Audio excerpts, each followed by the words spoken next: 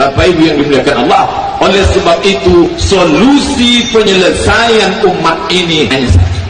Apa itu? Khilafah. Tegaknya khilafah, maka selesailah masalah. Hadir. Terbayang salib, nampak salib, jin kafir sedang masuk. Karena di salib itu ada jin kafir. Dari mana masuknya jin kafir? Karena ada patung. Kepalanya ke kiri apa ke kanan? Ada yang ingat kan? Istishhadiyah itu dalil perang Uhud. Ada pun orang yang mengejek ini mati konyol. Inilah antek-antek Zionis Amerika. Orang mati syahid dia katakan mati konyol. Kita pun ikut latah mengatakan berita pagi ini telah mati gerakan bom bunuh diri. Jangan katakan bom bunuh diri. Ini banyak wartawan-wartawan yang tidak islami memakai istilah-istilah kafir tanpa dia sadari. Apakah iblis itu hanya ingin menggoda umat muslim aja Pak Ustaz? Ya, iblis hanya menggoda orang yang beriman. Makanya jarang-jarang orang kafir kerasukan setan. Yang kerasukan setan itu orang baik-baik. Jarang, saya belum pernah nengok Cina kerasukan setan. Pernah tak Ahok itu kerasukan setan? Enggak, setannya juga. Karena sesama setan jarang saling menggoda. Rekam jejak digital UAS yang dijadikan patokan utama oleh pemerintah Singapura sehingga UAS ditolak agar tidak memasuki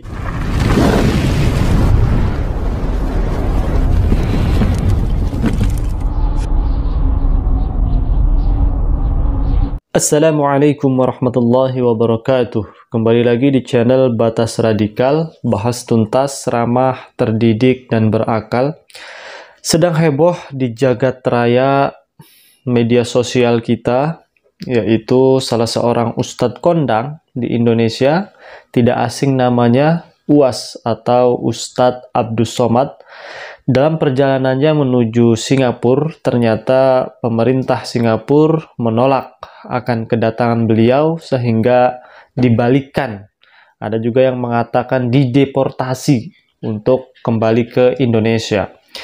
Nah, sebelum saya melanjutkan pembicaraan dalam video ini, sebelumnya salam hormat saya kepada beliau, yaitu Ustadz Abdus Somad. Saya salam hormat. Saya mengagumi akan keilmuan beliau.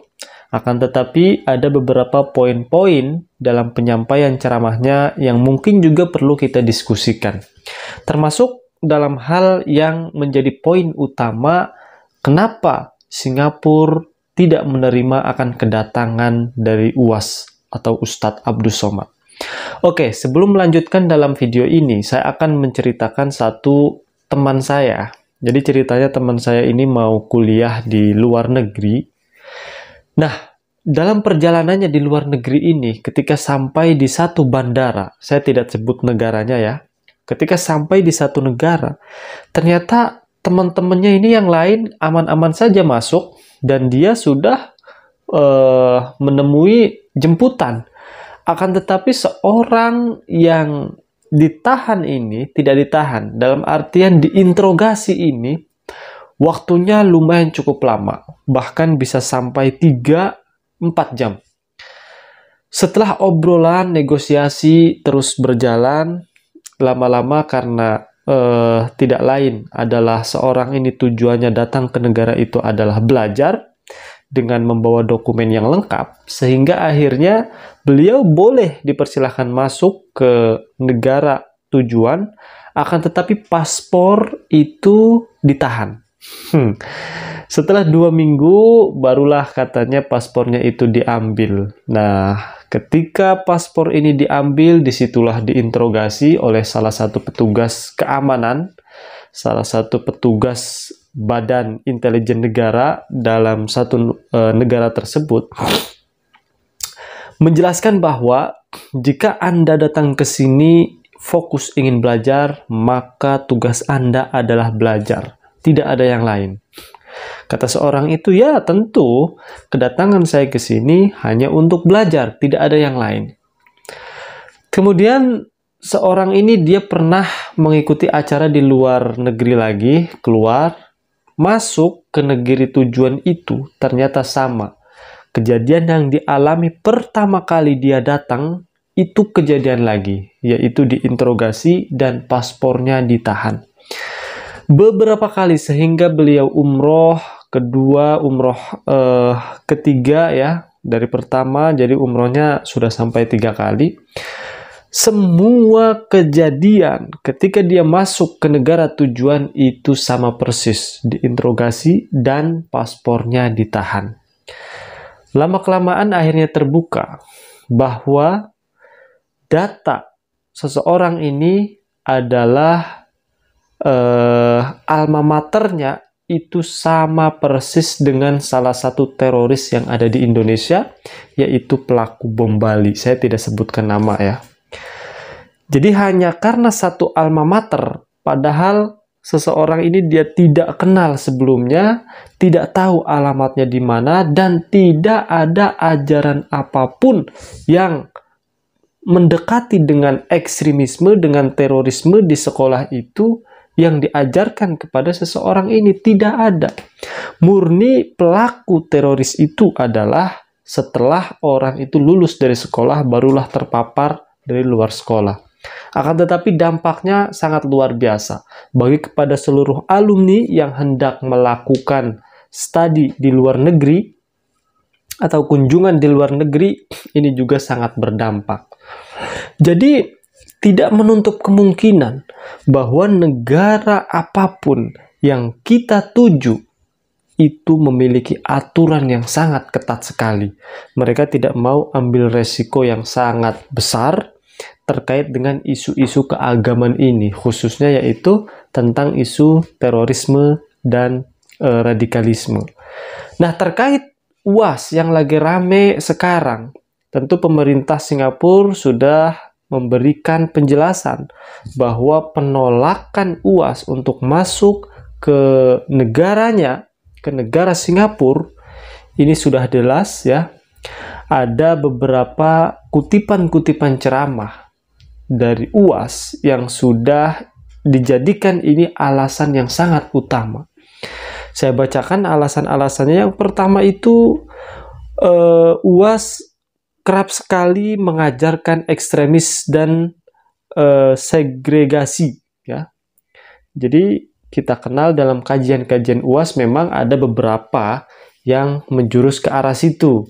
Beberapa yang beliau secara terang-terangan menganggap bahwa non-muslim itu secara agama dan secara bernegara itu sudah jelas kafir. Tidak ada tawar-menawar. Berbeda dengan keputusan NU di Konbes beberapa tahun yang lalu bahwa secara kewarganegaraan ya, orang-orang Nasrani, Yahudi itu kita masih menyebutnya dengan non-muslim. Karena ini sebagai bentuk penghormatan dalam kewarganegaraan. Akan tetapi jelas secara agama itu jelas kafir. Kemudian poin yang jadi masalah itu adalah UAS pernah menyebutkan bahwa salib Kristen itu sebagai tempat tinggal jin kafir. Tentu ini sangat sensitif sekali. Kita tahu bahwa di Singapura itu mayoritasnya orang-orang non-muslim. Buddha di sana itu hampir 31%. Islam di sana sedikit. Islam di sana kurang lebih ada 15% ya. Di sana ada 15%. Justru Kristen di sana itu ada 18,5% jumlahnya, sehingga lebih banyak Kristen daripada Muslim yang ada di Singapura. Maka tentu pemerintah Singapura tidak mau mengambil resiko, tidak mau mengambil, tidak ingin menerima apapun kejadian jika UAS masuk ke dalam negaranya, walaupun kita juga belum tentu tahu ya apa yang akan dilakukan UAS di sana, apakah dia wisata religi atau sekedar piknik biasa, jalan-jalan, atau mau ngisi ceramah atau kajian-kajian di sana. Nah, ini menjadi catatan utama di video awal itu adalah rekam jejak digital UAS yang dijadikan patokan utama oleh pemerintah Singapura sehingga UAS ditolak agar tidak memasuki wilayah Singapura. Jadi dengan alasan-alasan itulah menurut saya masuk akal, karena Singapura tidak ingin mengambil resiko yang sangat besar. Ibarat ada orang mau bertamu kepada kita, kita mendengar kabar bahwa tamu ini adalah sikapnya keras, berdakwah dengan ajaran-ajaran yang sangat ekstrim, ya. Tentu mendengar hal-hal seperti itu, kita tidak akan menerima akan kedatangannya. Begitupun dengan Singapura yang akan dikunjungi oleh UAS, hingga akhirnya Singapura menolak. Dan ada satu hal yang pernah digemborkan oleh UAS, yaitu beliau mendukung akan tegaknya khilafah. Ini yang sangat berbahaya. Karena kita tahu bahwa ya, konsepsi khilafah ini, jika kita ingin diterapkan di zaman sekarang ini, sangat sulit sekali. Di Indonesia tidak akan cocok, tidak akan akur. Di Arab pun yang sudah sebelumnya menegakkan khilafah, kita melihatnya tidak enak-enak sekali. Banyak ulama-ulama yang meninggal secara tragis dengan adanya kepemimpinan secara khilafah. Jangan ini menganggap bahwa apapun masalahnya, khilafah adalah solusinya. Belum tentu. Belum tentu. Nah, dalam kutipan itu, UAS pernah menegakkan bahwa apapun solusi dari yang ada di negeri ini adalah khilafah. Nah, itulah poin-poin yang mungkin ini menjadi pembelajaran untuk kita semuanya, agar kita harus berhati-hati dalam menyampaikan kalam-kalam ilahi, menyampaikan sunnah-sunnah Nabi, dan menyampaikan isi keagamaan yang kita anuti ini. Semoga bermanfaat. Assalamualaikum warahmatullahi wabarakatuh.